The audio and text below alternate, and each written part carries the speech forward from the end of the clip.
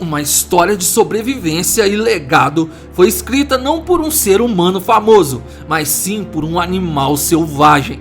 Mesmo sobre o domínio da ganância que a humanidade pode exercer, um tigre branco conseguiu ter uma vida de triunfo e perpetuar sua descendência ao redor do globo terrestre. Esse tigre viu sua família ser massacrada pela ignorância e escapou do abate por 2 vezes, sobrevivendo e estendendo seus dias por 20 anos, o que é muito para um grande felino. Se você pensa que já viu de tudo nesse canal, então se prepara para descobrir uma das histórias mais interessantes que já trouxemos aqui. Esse é o Ordinário Selvagem e hoje você vai conhecer a história de Mohan, o primeiro tigre branco que perpetuou muitas gerações em cativeiro e ficou conhecido como sendo o pai dos tigres brancos. Ele enfrentou desafios superando cada um deles, então já clica logo no botão do like para apoiar nosso trabalho. É de graça e leva o tempo de um único clique. Se ainda não é inscrito, considere se inscrever. Clique no like e vamos nessa!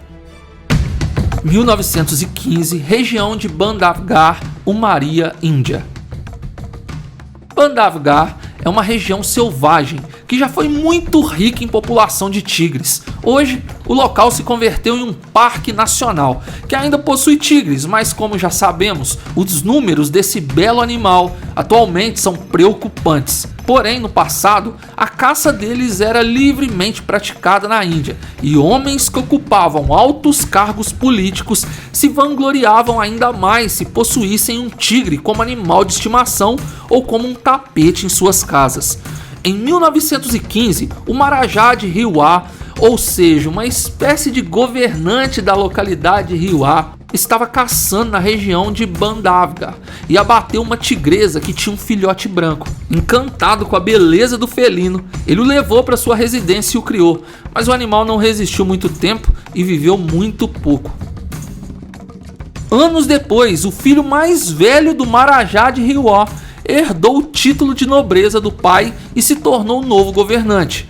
Ele também tinha o costume de caçar na mesma região e a história se repetiu mais uma vez. Infelizmente, a sede por poder e controle sopra forte no coração da humanidade. E naquela época, homens importantes que saíam à caça de animais selvagens eram ainda mais respeitados.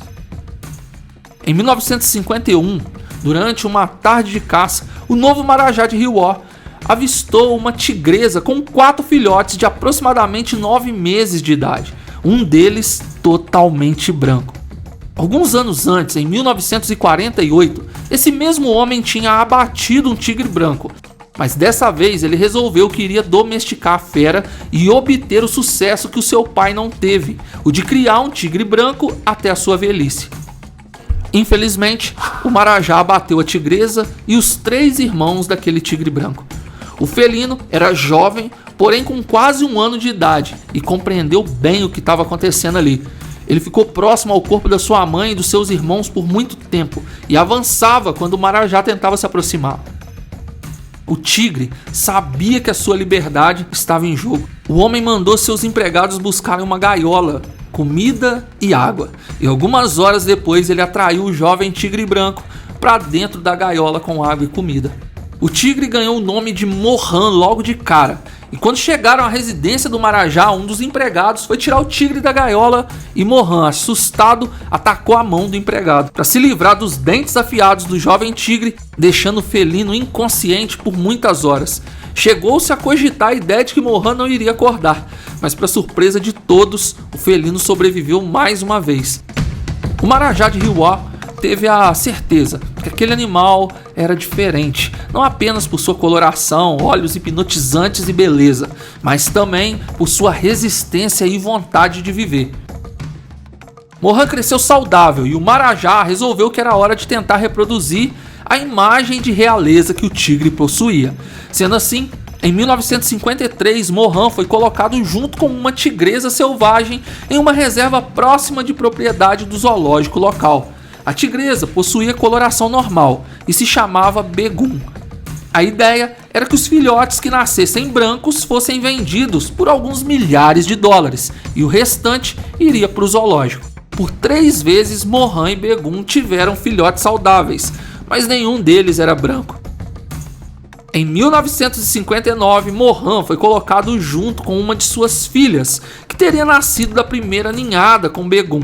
Por ser filha de Mohan, a tigresa não manifestava o gene que deixaria sua coloração branca, mas ela o carregava, e dessa vez os 4 filhotes de Mohan nasceram brancos.